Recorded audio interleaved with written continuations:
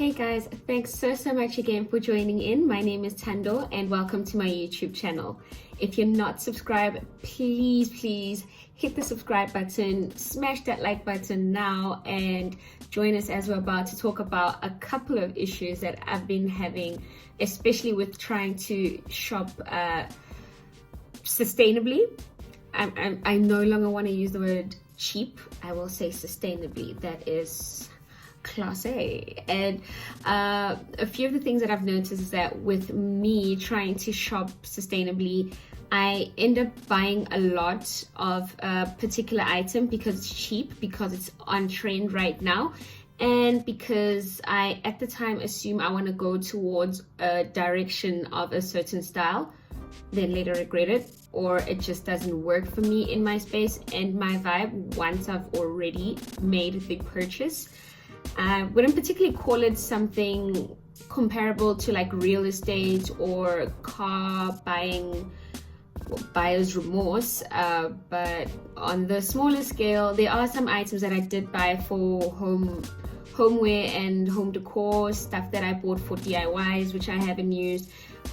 Most of the stuff that I bought for my home decor I did try use as much as I could, or get the best use out of, but I feel myself or see myself feeling like trying to step away from the trendier pieces, trying to step away from the cheap scores or bargains that I think I am finding, or the stuff that's like being labeled as a hit on social media from popular spaces in the South African homeware market, such as Mr. Price Home, Pep Home, guys. Pep Home is not the motto of the video, but it's the good and bad of a lot of the things that I have purchased. Some items that will be on my list are both good and both bad, because I can still use them, but in a separate space. I just no longer want to use them for functionality in my zone, in my space, you know, like my bed that I purchased from Decofurn. There's absolutely nothing wrong functionally with my bed. It's just, it was purchased at a time where I required a bed, and with that came the sacrifice, the disregard of what I really wanted. But I can reuse it in the other bedroom, as we have a 2-bedroom apartment. So please do stay tuned. If you haven't subscribed, hit that subscribe button, smash the like button, get the girl up on this, please. And thank you so much for my current subscribers. If you are not new to the page, thank you again for joining and watching. Stay tuned. Welcome back again, guys. And like I said in the previous snippet, the few of the stuff that I do have as regret buys are really cheap and are therefore not really a break my bank type of regret or worry. Like my elephant that I bought for 50% off, it actually fell and broke before I got to redecorate it or spray it gold. I feel I could still try fix it. It's just that it's been sitting on top of my counter for about 2.5 months now, and that is what I feel is my biggest regret about that purchase on its own, the fact that I've not utilized it for what I'd intended to. Another item on here that I bought that I still haven't even taken out of its original packaging are these twine and strings that I intended to use when I was making myself the jute basket. These I bought from China Square. They were 15 Rand each, and each of these packets contain 3 times 2 meter pieces of rope. So all in all, I'd say I have 12 meters of jute decoration rope that I've not used. I can certainly try put them into a DIY or two, but they do have a type of feel and look about them, and that's the style that I initially thought I was going to go for in some parts of the house and ended up avoiding. So when basket fever hit, I went with it. I bought baskets for storage, I bought baskets as planters. So and as the trend slightly faded, I ended up having to decide on whether I keep my baskets or not, or repurpose them, which I eventually did with some of them. The others I've still kept in storage. So the repurposed one here I reused in my mini bathroom makeover, where I wanted to have a little bit more of the black or darker accents, which really work well with my plants and give it a really great pop of color. So up next we have 1, 2, let's see, there's 3, 4, and I believe there's way more than this. I do have in total about 6 of these storage bottles, these glass canisters that I bought from Pep Home. They were incredibly cheap. They were priced from the small ones that I have in my kitchen. Those two went for, I think, 24.99. The taller ones went for between 32 and 45 Rand. I've still not had used them to the intended capacity that I initially thought I'd bought them for. And I feel like they are quite wasteful when it comes to, like the one I have in my bathroom for my bath salts. It does actually have me buying like 3-4 bags at a time instead of having me use as minimal amount of bath salts as possible, which eventually clumps and I end up not having the look that I like with my bath salts as decoration.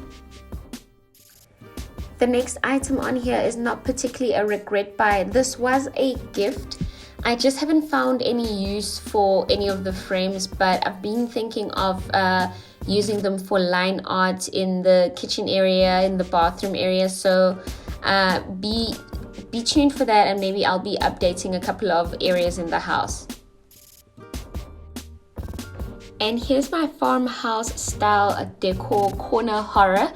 I bought the barnyard styled fruit and vegetable holder, the bucket which I initially used as a planter, as well as the bread bin actually came with the bay, so that's not my purchase. I can't be held liable and blamed for such.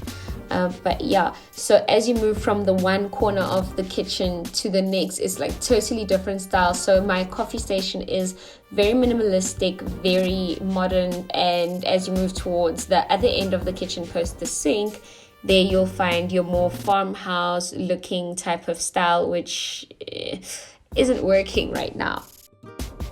Yaduma lantern, guys. I bought a lantern. I bought it around Christmas time, so it did fit in with my decor, but right now it's in the back of my cupboard, not doing anything. And I think the only time I'll probably be using it again is when I redesign and decorate my patio. Yo guys, the Flow-Wiz Pro, or the Flow-Wiz, is a scam. It doesn't absorb water, it doesn't really clean up properly, and it leaves like marks, like a trail of where you were trying to clean with it. So I don't know, maybe you guys have had a better chance with it, but I haven't, so it's definitely like on the top of my regret buy list. My front loader washing machine is not particularly a regret buy. I've had it for a really long time, and it only actually started working properly now because I was using it incorrectly with the transportation knobs still attached to it. The only regret I have about it is that I can't wash my blankets in there or my larger items in there, so I have to go home or go to the laundromat still instead of having to wash things at the comfort of my own home. Another thing that causes me to have regret purchases are quick decisions and not going to all the branches that I possibly can, because the placemats that I bought were actually out of my color scheme, and had I just waited until I got to the next branch, I would have actually been quite happy with the placemats that they had at that store. One of my best purchases, I'd say, since I started like DIYing and trying to fix things up around the house is this contact marble paper, which I've had quite a lot of fun with, whether I'm restoring boxes, like redesigning my counter spaces, everything from just trying to make something look neat or clean or more in line with a certain style, even if it's just for me putting away my detergents, or if I'm covering up a tray just to help set up the bathroom better for a soap display. It's actually proven to be quite versatile. It works in multiple room settings. It just is overall great, and I'm really happy to have made this purchase. This was 65 Rand, which I still have quite a lot of that spanned throughout my house throughout the entire time I've had it. This is not a regret buy, but this is me trying to solve an issue. So we moved into our space in the summer, in the hot summer. So the windows were basically open the entire time, even during the evenings. But since it's been winter and it's been really cold, our bathroom has been having a bit of an issue. We've seen a couple of spots that are starting to have a little bit of mold. So we did try manage and get this like moisture absorber to try prevent any more problems within our bathroom. We now do leave the window open whether it's cold or not, and as soon as one is done taking a shower or a bath, you just keep the window open to prevent this from being like a serious health problem. So guys, like I said in the beginning of the video, I am actually really regretting having bought this bed on a whim. It's a really great quality bed. There's nothing wrong with it functionally, and the only regret that I have is the headboard height. I feel it's too short, even when you put like, those are not even continental pillows that I've decorated with over there, yet you see like about 4 centimeters of headboard after you've just placed pillows against it. So I wanted a certain style or height of headboard, and I feel really let down by that one. So guys, I bought a material couch. The style of material which we got it in was this tweed type of material. So it had a couple of problems when it came in, like missed stitches, but as we've had it, it's like got a couple of issues with it. Like it's a difficult clean. It frays, it grabs onto your jeans, your zippers, your like everything that sits against it and rubs on it. It just seems to lift it up.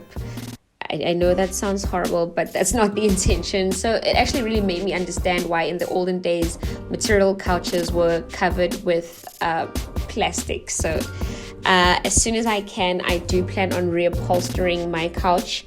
Do you think that will be a big and a bit of a costly job, but it is worthwhile, as I like the size of this couch and the style or shape it's in. It's a U-shaped couch. It's like an 8 to 9 seater, so I do plan on keeping it. So that's it from me today again, guys. Thanks so much for watching, and stay tuned for more videos. Bye.